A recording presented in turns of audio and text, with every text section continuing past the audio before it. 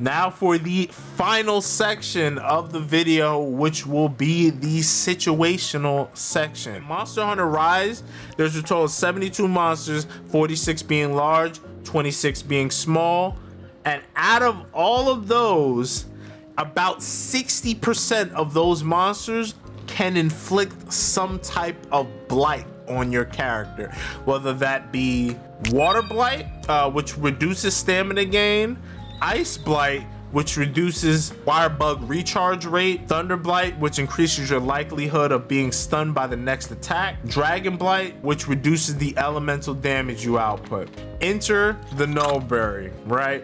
We always carry 10 of these. When you are going on a hunt, seldom is the chance that you'll be just fighting the monster itself. You'll be fighting multiple monsters that decide to intrude, and there's monsters you may decide to get the wyvern ride on to, you know, increase damage, and they may have blights that infect you. How do you get NULBERRY? You can loot NULBERRYs in the wild, but it's also a pretty common quest reward.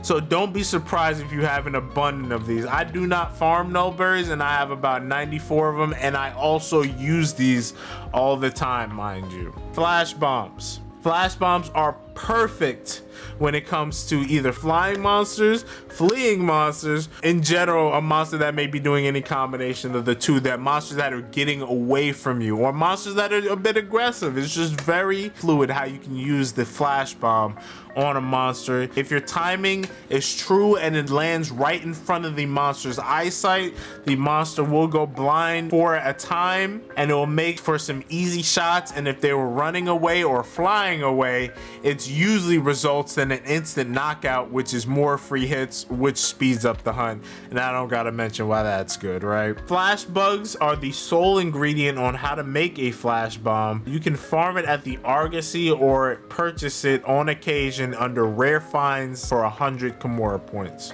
Oh, you can put that back. The Mega Barrel Bomb. Mega Barrel Bomb, or the MBB I like to call it, are primarily used for when the monster is sleeping. Mega Barrel Bomb will allow you to wake the monster up with the most explosive happy birthday that is possible by slamming 2 bombs right next to any spot on it. If you wake it up with the bomb attack, it will result in double damage for the initial hit that wakes it up, so make it count.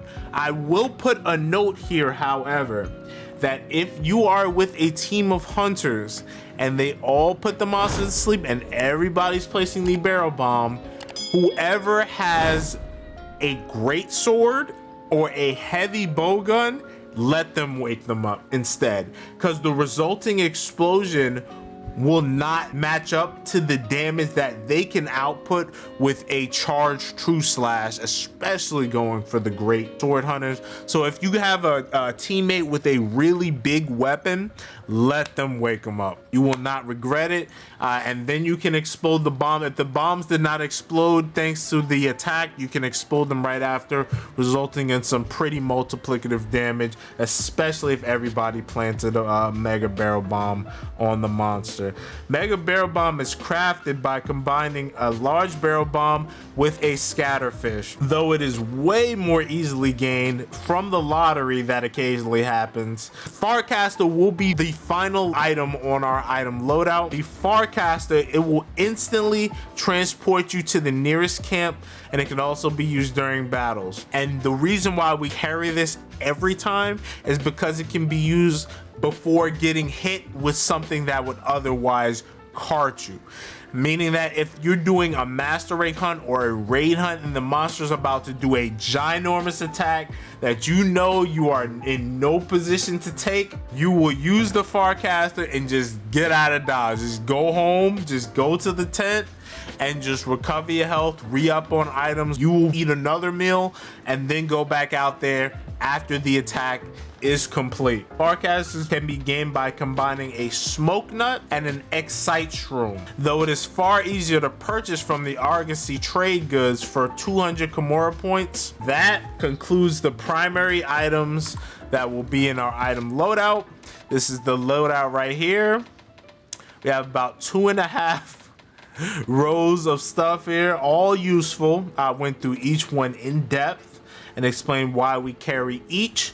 What we are going to do now, we're going to go to our item loadout. We are going to, for me, I play keyboard, we're going to press X, and we're going to save the item loadout right here, and we're going to register the radio item loadout as well.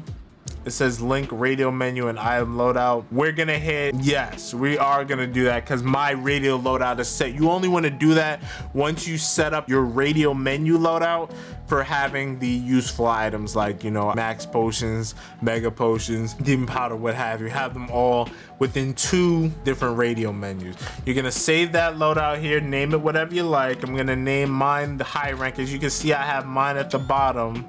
So right now what I'm gonna say is H. This is gonna be our H.R loadout. And that's all we need. That is our complete item loadout, but we do have a few more items that you may want to consider using. This is it for our primary item loadout, but we have more items that you may want to consider using if you want to optimize a certain fight, or you want to make a certain fight a little bit faster. I'm going to mention each of these briefly. Mainly, I'm just going to go over, you know, what the item does and why we would bring it. So the first of those items would be dung bombs, which are good for making an overly aggressive monsters run away. You would throw these at a monster, the monster would smell it, and then it causes them to flee. In Monster Hunter World, these were invaluable thanks to a certain B-52 dragon that likes to fly in and bomb your monster hunt. We have it for him, and he is in this game, so that is why we carry it. Sonic bombs, a hand-thrown bomb that emits a high-frequency blast on detonation. This is mainly used for fights against Giratodus and Diablos and monsters that typically dig underground. And now we have Daimyo Hermitar. That monster also goes underground. Sonic bombs will pop them right up. Usually when this is available, you don't have to carry these, because doing a fight that has that kind of monster, they'll usually have easy sonic bombs in the box prior to starting the hunt right next to the main camp area. Herbal powder is another one. There's herbal medicine, there's antidote, and then there's the best form, which is herbal powder.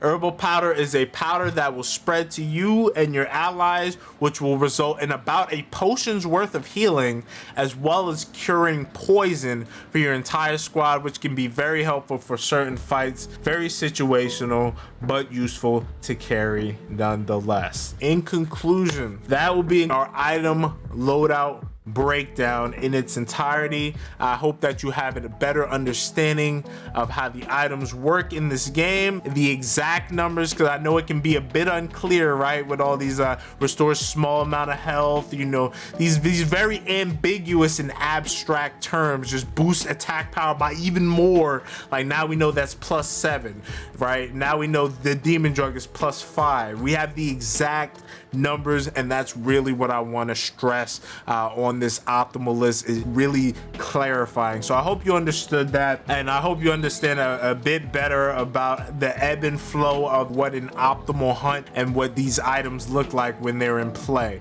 I appreciate you all for watching this video and taking your time. Stay optimal.